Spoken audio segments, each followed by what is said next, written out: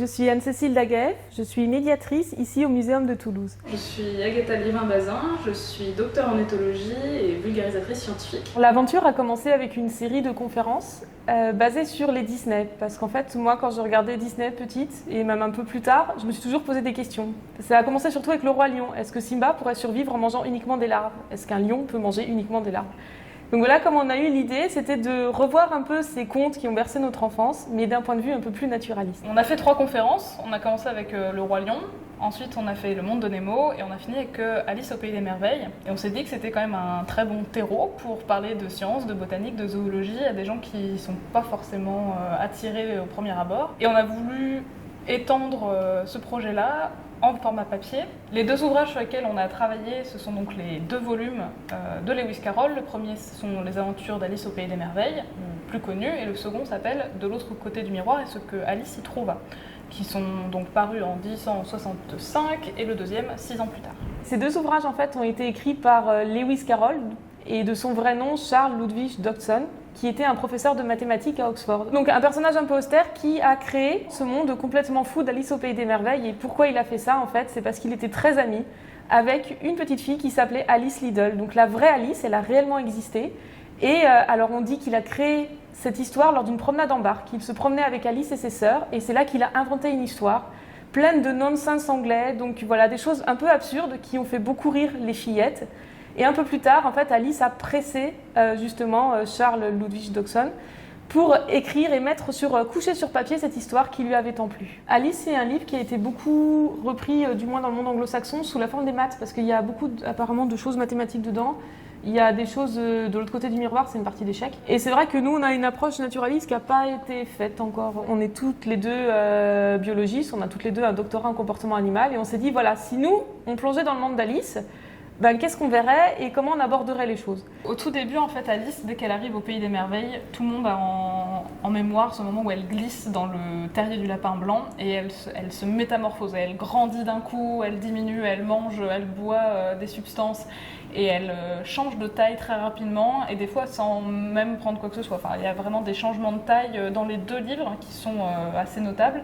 Donc on a réfléchi à qu'est-ce qui existait comme animaux qui pouvaient changer de taille dans la nature. Tout le monde a déjà vu un chat qui fait le gros dos, qui se grossit pour impressionner les adversaires. Mais il y a des choses un peu plus subtiles. Par exemple, il y a des seiches, donc des céphalopodes, qui peuvent mimer l'aspect d'un mâle ou d'une femelle et même de faire moitié-moitié, façon double face. C'est-à-dire qu'un mâle sèche peut s'approcher d'une femelle et montrer que c'est un mâle, et s'il y a un autre mâle qui vient lui chercher des noises, il va se faire passer pour une femelle. Il peut être comme ça, à moitié mâle, moitié femelle, pour pas être ennuyé. Ensuite, on continue à se balader, et Alice rencontre un personnage très connu de son univers, c'est le chat du Cheshire, qui est connu pour son large sourire. Alors déjà, d'un point de vue historique, moi j'ignorais complètement d'où ça venait, mais en Angleterre, il y a une expression qui est « to grin like a Cheshire cat », sourire comme un chat du Cheshire. Et bon, il y a plein d'hypothèses, parce que c'est une zone où on fait beaucoup de fromage, donc il y a des gens qui pensent qu'on moulait des fromages en forme de tête de chat, et qu'on découpait jusqu'à ce qu'il ne reste que le sourire. Bon, c'est une possibilité, mais surtout, est-ce que les animaux sourient, et est-ce que ce sourire a la même signification pour nous, êtres humains, que pour les autres animaux? Donc on s'est posé toutes ces questions. On s'est un peu amusé à comparer les borogoves, les verchons fourgus et autres créatures du poème Jabberwocky de Lewis Carroll, et essayer de comparer avec des espèces que l'on connaît. Par exemple, il y a un oiseau qui ressemble à une serpillière vivante. Donc on a essayé de comparer avec des espèces qui ont plein de crêtes rigolotes, des grues couronnées, des cagous huppés, tout ça. Et puis présenter des animaux qui sont peu connus. Par exemple, il y a cette espèce de créature qui est une sorte de blaireau tire-bouchon qui est décrite dans le poème. Et en fait, moi j'ai découvert en faisant ces recherches qu'il y avait effectivement un blaireau à groin de cochon qui s'appelle le grand balisor, qui vient en Asie, qui est très très peu connu. On connaît quasiment rien de son comportement, donc je trouve ça assez passionnant de se dire qu'il y a encore des animaux qui échappent à nos connaissances, donc qui existent bel et bien. Donc on a essayé de parler un petit peu des insectes. Déjà, rien qu'une chenille, souvent dans les représentations, elle a un peu trop de pattes par rapport à la réalité. Ou par exemple, elle fume son narguilé avec la bouche, alors que les insectes, en fait, ils ne respirent pas par la bouche. Donc il faudrait imaginer qu'elle se plante le narguilé dans le corps, donc c'est un petit peu rigolo. Et on a aussi, un peu pareil que pour le poème du Jabberwocky, on a essayé de retrouver les insectes qui étaient mentionnés de l'autre côté du miroir, essayer de trouver des correspondances dans notre monde. Et on a aussi un peu expliqué les jeux de mots, parce que Alice, c'est un livre qui est très difficile à traduire, parce qu'il y a beaucoup de jeux de mots en anglais. Et du coup, quand on veut le traduire en français, eh ben, le traducteur a deux possibilités. Soit il essaye de garder le jeu de mots, et du coup, des fois changer d'exemple, ou alors traduire littéralement, comme ça c'est plus en raccord avec les illustrations, mais on perd ce jeu de mots. Donc c'est toujours difficile, donc là j'en ai un petit peu parlé, parce que si vous avez regardé la version des fois de Disney, ou je crois qu'on le voit dans Tim Burton aussi, on a des petits chevaux à bascule qui se baladent, ou des papillons tartines de beurre, et ça en français on ne comprend pas. Et ça, c'est un jeu de mots, parce qu'en anglais, le papillon se dit butterfly, et du coup, dans le monde du miroir, il devient bread and butterfly, donc le papillon tartine de beurre. Et après, on a essayé de trouver des insectes un peu fascinants, donc voilà, on a toutes les formes d'insectes, mais il y en a tellement des insectes, c'est la plupart des espèces vivantes, en fait, animales en tout cas, sont des insectes. Et là, vous avez toutes les formes, les couleurs, voilà. Il y a un monde fascinant qui s'ouvre devant vous. On a un vrai pays des merveilles chez nos amis à six pattes. Alice rencontre Tweedledee et Tweedledum, qui sont des jumeaux, qui lui racontent une poésie très longue qui met en scène un morse et des huîtres.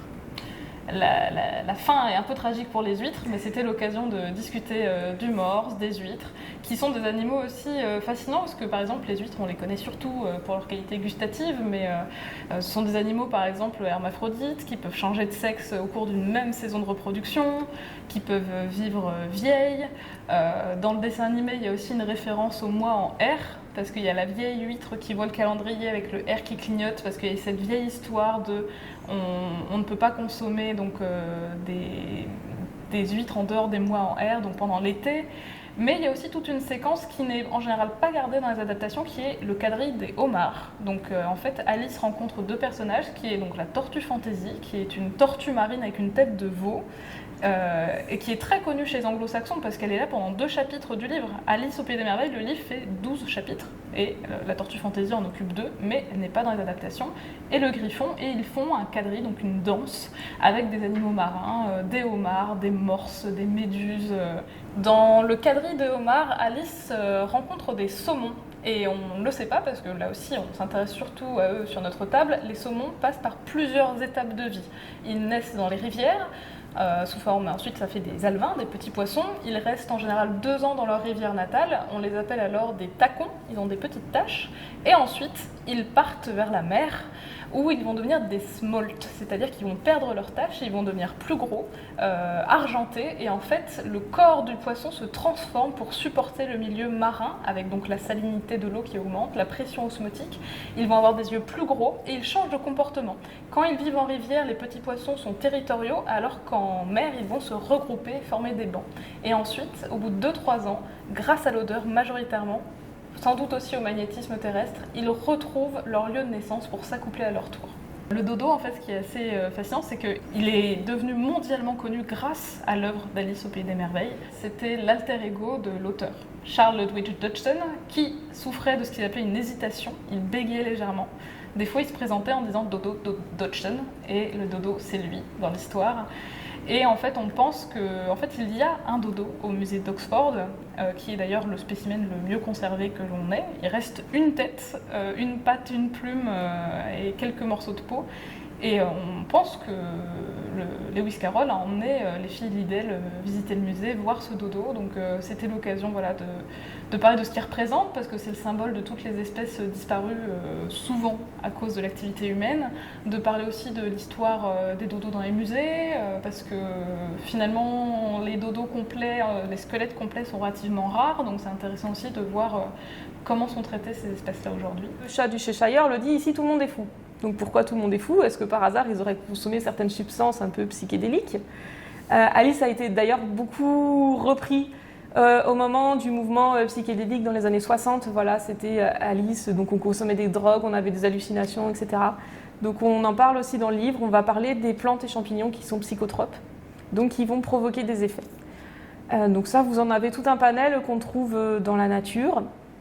Et aussi, ce qui est intéressant, c'est qu'il n'y a pas que les êtres humains qui vont consommer ces plantes. Vous avez aussi d'autres animaux qui vont les consommer. Et d'ailleurs, l'être humain s'est inspiré de ces animaux parfois. Donc, par exemple, pour la coca, en regardant des lamas qui allaient grignoter des feuilles, et ben on s'est dit ah ça a l'air d'avoir un effet sur eux, donc du coup peut-être l'utiliser. Donc on va en parler aussi dans le livre. Alors Lewis Carroll se prenait-il des drogues quand il a écrit ça? On ne sait pas. En tout cas c'était connu à l'époque. Il y avait un livre qui s'appelait The Seven Sisters of Sleep, qui était très connu au 19e siècle, qui parlait justement de toutes ces plantes psychotropes, plantes et champignons d'ailleurs, parce qu'il n'y a pas que les plantes. Et du coup, voilà, tout le monde le connaissait. On sait que l'auteur en avait un exemplaire, donc qui devait être au courant. Est-ce qu'il a voulu parler des effets de ces plantes? Ça, on ne saura jamais, quoi.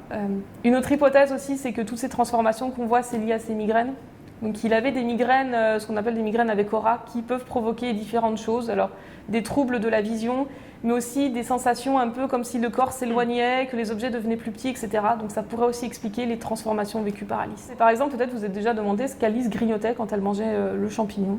Donc on a cherché parmi les champignons quel champignon pouvait avoir ces effets-là. Donc a priori ce serait une amanite tumouche. Fait intéressant, donc les amanites tumouches sont consommées par les chamans en Sibérie pour justement leurs propriétés hallucinogènes, mais aussi par les rennes qui font la même chose, qui vont grignoter et qui apparaissent comme ils titubent, ils ont l'air complètement déconcertés, savent plus où ils sont. Et ça a été vraiment montré qu'ils vont activement rechercher le champignon. Et alors là, ce qui est drôle, c'est que si le renne n'a pas pu accéder au champignon, il va aller chercher activement l'urine d'un congénère qui en a consommé. Voilà, les rennes font ça, parce que les composés qui provoquent les effets se retrouvent dans l'urine. Et du coup, en buvant l'urine de quelqu'un qui a consommé ce champignon, on a aussi ces effets. Dans le livre De l'autre côté du miroir, à un moment donné, la reine rouge entraîne Alice et elle court pour rester à la même place. Et là, en fait, on a utilisé ce concept en biologie, donc il est vraiment tiré du livre, pour expliquer la coévolution entre les espèces. Parce qu'en fait, une espèce, elle n'évolue pas dans un environnement qui est statique. L'espèce évolue dans un environnement en relation avec d'autres espèces qui elles-mêmes vont évoluer. Donc finalement, pour ne pas disparaître, il faut sans cesse évoluer pour s'adapter sans cesse à un environnement changeant. Une notion qui revient assez souvent, en tout cas qu'on a voulu mettre en avant dans le livre, c'est celle d'anthropomorphisme, de projeter des émotions, des ressentis humains sur d'autres animaux.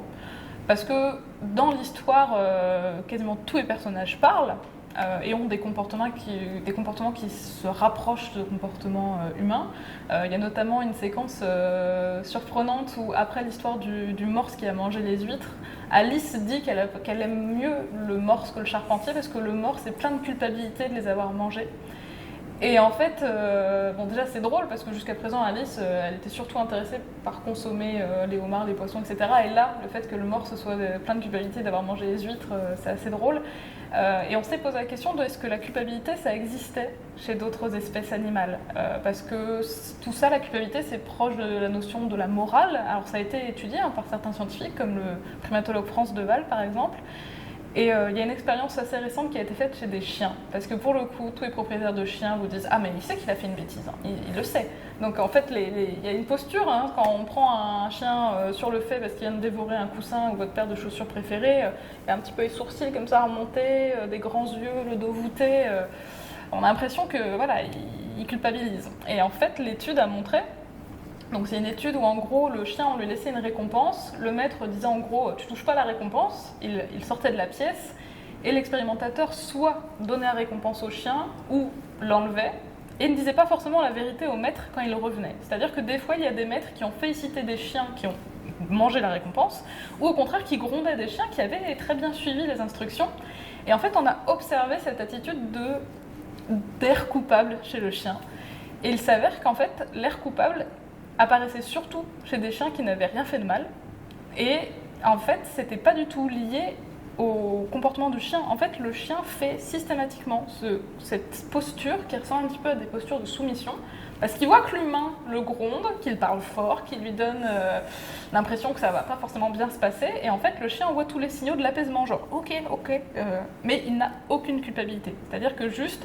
Après, ça montre une forme d'intelligence aussi, c'est-à-dire qu'il est capable d'analyser le comportement de son maître, de comprendre que là, il y a un peu de grabuge, donc il envoie les signaux pour apaiser, mais il n'a aucune culpabilité. Souvent d'ailleurs, gronder votre chien parce qu'il a mangé un coussin 2 heures auparavant, ça n'a pas beaucoup de sens parce que le chien ne fait pas le lien entre pourquoi vous criez et le coussin déchiré.